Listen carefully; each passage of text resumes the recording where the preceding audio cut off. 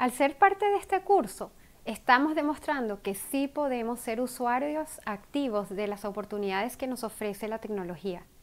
El conocimiento de este curso proviene de alejados rincones del planeta y estamos acá conectados.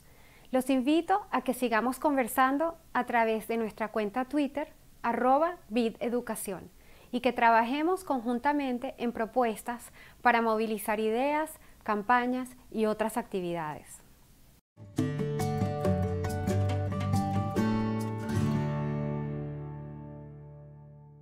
Asegurar que los alumnos tengan acceso a los recursos necesarios que apoyan el aprendizaje, como infraestructura escolar, mobiliario, libros, materiales didácticos, tecnología y hasta el tiempo que acceden los estudiantes a la enseñanza, son clave para generar las condiciones adecuadas para que los niños y niñas aprendan.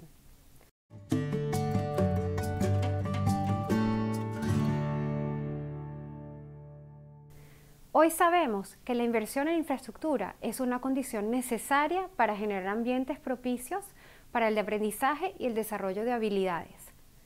Sabemos además que estas inversiones se deben acompañar con políticas educativas que potencien el alcance de la inversión. En países en vías de desarrollo, la inversión en generar condiciones edilicias mínimas para la enseñanza y dotar a las escuelas con equipamiento tiene un efecto positivo sobre el desempeño estudiantil. Entre los factores que muestran una relación positiva y significativa entre infraestructura escolar y resultados educativos se encuentran la presencia de espacios de apoyo a la docencia, por ejemplo, bibliotecas y laboratorios de ciencias, la conexión a servicios públicos de electricidad y telefonía y la existencia de agua potable, desagüe y número de baños adecuados. La región ha hecho esfuerzos importantes por mejorar la infraestructura escolar y proveer a las escuelas de espacios adecuados para la mejora del aprendizaje estudiantil. De acuerdo con datos del Tercer Estudio Regional Comparativo y Explicativo, TERCE, en promedio el 88% de los estudiantes de tercer grado tiene acceso a servicios de agua en la escuela a la que asisten. El 76% tienen acceso a baños en buenas condiciones, el 65% a teléfonos y el 63% a Internet. Sin embargo, aún hay escuelas en la región que no cuentan con las condiciones básicas para el aprendizaje y el desarrollo de habilidades, en particular en zonas con alumnos de bajo nivel socioeconómico, de origen indígena y en zonas rurales.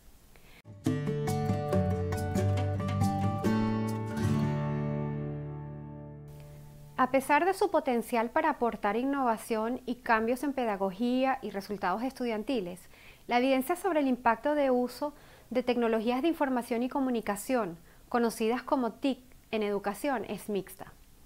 En los últimos años ha habido mucha experimentación e investigación sobre el uso de las TIC para mejorar los resultados educativos. Y hemos concluido que las TIC pueden contribuir a preparar a los estudiantes para los nuevos retos de un mercado laboral, en donde saber usar computadoras es esencial, y también a reducir la brecha digital entre estudiantes ricos y pobres. Pero las TIC no son en sí una solución mágica para lograr mejores aprendizajes. Solo pueden lograr mejoras cuando, en primer lugar, complementan el trabajo docente, pero no lo sustituyen. Asimismo, cuando las intervenciones educativas en las que los recursos tecnológicos contienen un uso guiado, es decir, objetivos claros, acompañados de materiales y capacitación docente. Así, sí pueden lograr efectos significativos en los aprendizajes.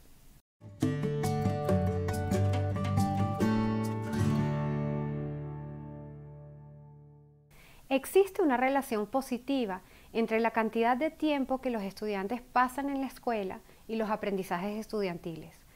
Muchos sistemas educativos han adoptado la política de extender el número de horas que los estudiantes pasan en la escuela con un doble propósito. Primero, mejorar los aprendizajes estudiantiles y segundo, reducir el tiempo que los niños y jóvenes pasan fuera, expuestos a factores de riesgo mientras sus padres trabajan. Cabe destacar que la extensión de la jornada escolar parece tener un efecto positivo en la reducción de comportamientos riesgosos, reduciendo las incidencias de embarazos en los adolescentes y la participación en actividades criminales. El tamaño del grupo de alumnos por clase es menos importante para los resultados estudiantiles que la calidad del docente.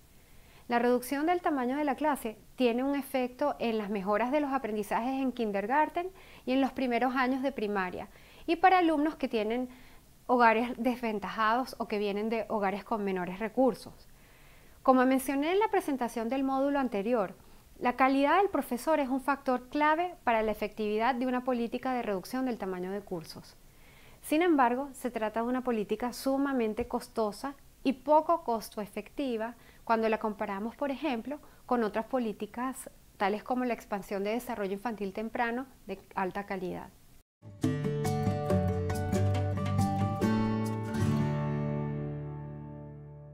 Creemos que es importante alinear las inversiones en infraestructura escolar, los recursos para el aprendizaje y el tiempo de enseñanza a las otras dimensiones para promover las mejoras de los aprendizajes y habilidades estudiantiles. Para ello es fundamental para la región orientar el financiamiento educativo y sus mecanismos hacia la promoción de la enseñanza efectiva y mejores aprendizajes.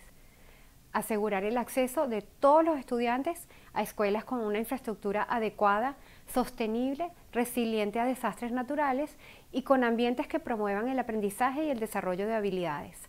Fomentar el uso guiado de tecnologías de la información y comunicación en el aula para facilitar el aprendizaje estudiantil y el desarrollo de habilidades, alineados a los currículos y entrenamiento de los docentes.